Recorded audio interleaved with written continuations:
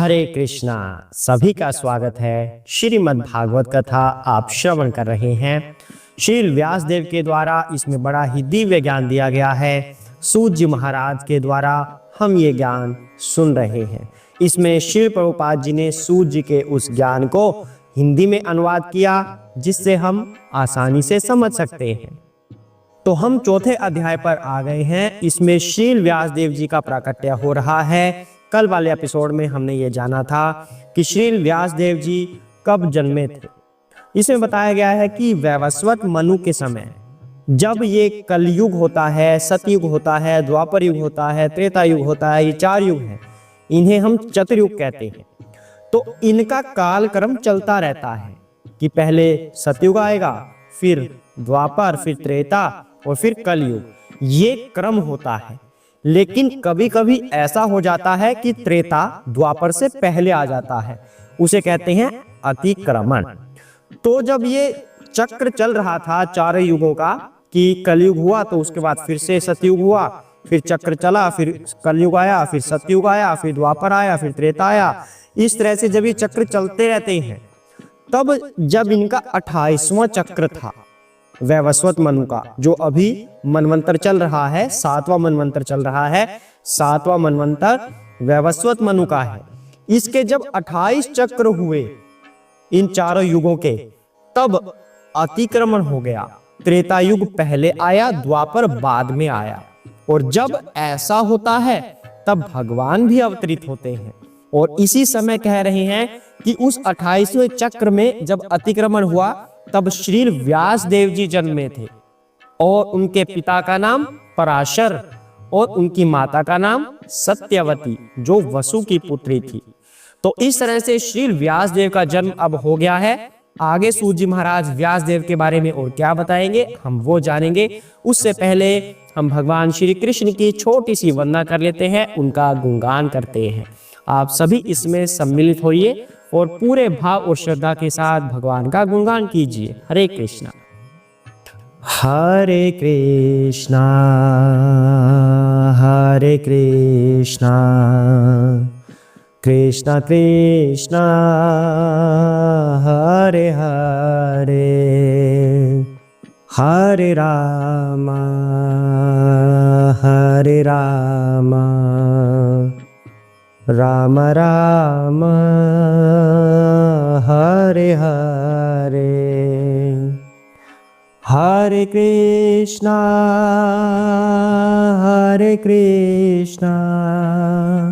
कृष्णा कृष्णा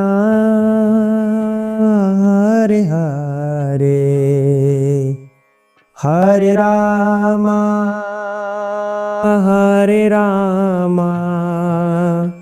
राम राम हरे हरे, हरे कृष्णा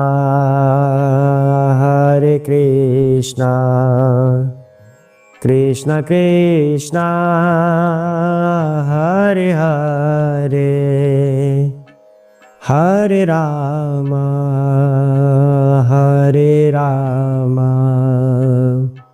राम राम हरे हरे। हरे कृष्ण। जय श्री व्यास देव। सूत जी महाराज की जय हो, सुखदेव गोस्वामी की जय हो, चैतन्य महाप्रभु की जय हो, श्रील प्रभुपाद की जय हो, सरस्वती माता की जय हो, शिव शंकर भोलेनाथ पार्वती माता की जय हो, हनुमान जी की जय हो। जय सिया राम, राधे कृष्णा, जय श्री कृष्ण। हरे कृष्णा। ओम नमो भगवते वासुदेवाय। आइए आरंभ करते हैं आज का पाठ। श्री व्यास देव जी के जन्म के पश्चात अब सूत जी महाराज क्या बता रहे हैं। एक बार सूर्योदय के समय उन्होंने श्री व्यास देव ने सरस्वती के जल से प्रातःकालीन आचमन किया और मन एकाग्र करने हेतु वे एकांत में बैठ गए। हरे कृष्णा। तो यहाँ पर बताया जा रहा है कि श्री व्यास देव जी कहाँ रहते हैं। सरस्वती नदी के जल का आचमन किया, मतलब जहाँ पर सरस्वती नदी बह रही है वहां पर श्री व्यास देव जी रहते हैं। सरस्वती नदी कहाँ पर बह रही है? बद्रिका आश्रम क्षेत्र में। ये कहाँ पर है? ये हिमालय में है। हिमालय में जो बद्री का आश्रम है उस एरिया में, और उस स्थान का नाम क्या है? उस स्थान का नाम है शम्याप्रास, जहां पर सरस्वती नदी बह रही है। तो वहां पर श्रील व्यासदेव जी रहते हैं, जिन्होंने सुबह सरस्वती माता का आचमन किया, उनके जल का। आगे क्या कहते हैं?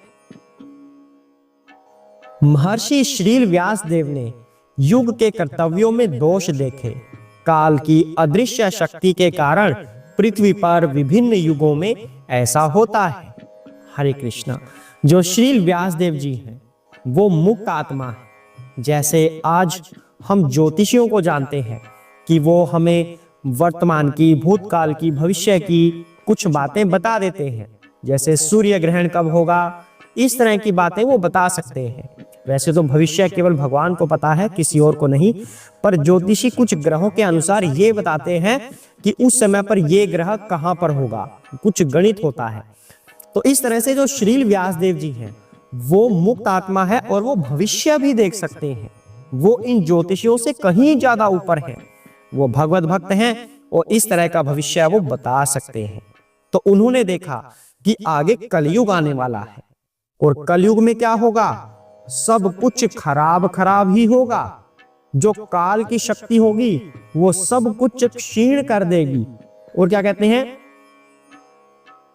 उसमें बहुत तरह के दोष होंगे।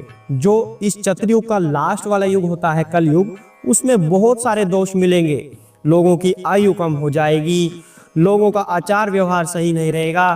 तो इस तरह से बहुत सारे वो दोष देख रहे हैं और उसके ऊपर फिर आगे योजना बनाएंगे।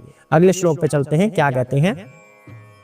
परम ज्ञानी ऋषि अपनी दिव्य दृष्टि से युग के प्रभाव से प्रत्येक भौतिक वस्तु की अवनति को देख सकते थे। वे यह भी देख सकते थे कि श्रद्धा विहीन व्यक्तियों की आयु क्षीण होगी और वे सत्व गुण के अभाव के कारण अधीर रहेंगे। इस प्रकार उन्होंने समस्त वर्णों तथा आश्रमों के मनुष्यों के कल्याण पर विचार किया। तो यहाँ पर कह रहे हैं श्रील व्यासदेव जी आने वाले समय को देख सकते थे क्योंकि वो भगवत भक्त हैं। बेशक वे ज्योतिषी नहीं हैं।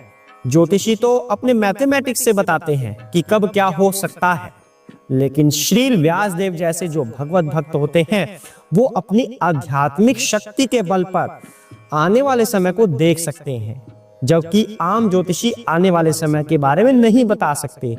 कुछ गणित के आधार पर ही वो कुछ ग्रह चक्र बता सकते हैं पर भविष्य नहीं बता सकते। पर यहाँ पर श्रील व्यासदेव जी भविष्य देख रहे हैं कि जो कलयुग का समय आएगा उस समय क्या होगा। लोगों की आयु घट जाएगी, लोगों की बुद्धि क्षीण हो जाएगी, उनके अंदर भौतिक वस्तुओं की इच्छा बहुत प्रबल होगी, इसलिए उनकी आयु और भी कम होती जाएगी। उनमें बल नहीं रहेगा, पृथ्वी पर इतना अन्न नहीं उगेगा, गायों से इतना दूध नहीं मिलेगा, तो पौष्टिक भोजन सभी लोग प्राप्त नहीं कर पाएंगे जैसे कि पहले के युगों में होता है। पहले के युगों में प्रचुर मात्रा में भोजन होता है, प्रचुर मात्रा में गायों का दूध होता है, सब कुछ संपन्न होता है। लेकिन जो कलयुग होगा उसमें ये सब चीजें नहीं मिलेगी। व्यक्ति की सोच छोटी हो जाएगी, कोई धर्म पर नहीं चलेगा। इस तरह से अनेक बातें व्यासदेव जी ने देखी और लोग व्यासदेव या उनके प्रतिनिधियों के प्रति भी कृतज्ञ नहीं होंगे। कुछ लोग होते हैं पर मोस्टली नहीं होंगे, उनकी सेवा भाव नहीं होगा, उनकी सेवा नहीं किया करेंगे। फिर भी श्रील व्यासदेव जी जन कल्याण के लिए योजना बनाते हैं कि कलयुग के ऐसे पतित लोगों का उद्धार कैसे होगा, जिन लोगों की आयु द्वापर युग में हजारों वर्ष होती थी, 1000 2000 ऐसे, और त्रेता में और लंबी होती थी, सतयुग में और भी ज्यादा लंबी होती थी। जैसे त्रेता में लगभग आयु 10,000 12,000 के आसपास बताई जाती है त्रेता युग की, द्वापर की लगभग 2000 के आसपास बताई जाती है और कलयुग की लगभग 100 वर्ष के आसपास, जो आगे और घटती जाती है। तो ऐसे में व्यक्ति क्या आत्मचिंतन करे, क्या भक्ति करे, उसको संभलने का ही अवसर नहीं मिल पाता और भौतिक इच्छाओं के जाल में इतना फंस जाता है कि और कुछ उसे नजर ही नहीं आता कि अध्यात्म की तरफ भी जाना है। उन्हीं इच्छाओं में पड़ा पड़ा वह क्षीण होता जाता है। लोग रोगी होंगे, सबको कुछ ना कुछ रोग लगा होगा, उन्हीं से निपटने में सारा समय व्यतीत कर देंगे। तथा कथित नेता होंगे जो अध्यात्म में रुचि ही नहीं रखेंगे, तरह तरह के वादे करेंगे, हम आपका ऐसा करेंगे, हम आपका वैसा करेंगे, लेकिन कल्याण कोई किसी का नहीं करेगा, केवल अपना कल्याण देखेंगे। तो इस तरह के तथा कथित नेता और आम समुदाय से व्यास देव जी कहीं ऊंचे हैं। इस तरह के ऋषि मुनि उन लोगों से बहुत ऊंचे हैं, उन नेताओं से ऊंचे हैं, क्योंकि वो हमेशा जन कल्याण की सेवा की तरफ ही ध्यान रखते हैं कि उनका कल्याण कैसे होगा। उन्हें अपना कल्याण देखना ही नहीं, केवल जनता का कल्याण ऐसे ऋषि मुनि देखते हैं। इसलिए वे आगे ऐसी योजना बना रहे हैं कि कैसे कलयुग के लोगों का उद्धार हो सके। आज के लिए इतना ही करते हैं।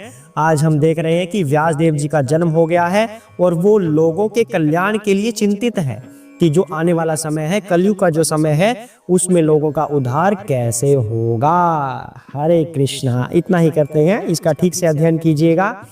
अगर आपको समझ नहीं आया तो पूछ लीजिए, पर बिना समझे आगे बढ़ने की आवश्यकता नहीं है, समझने के बाद ही आगे बढ़ना। ओम नमो भगवते वासुदेवाय।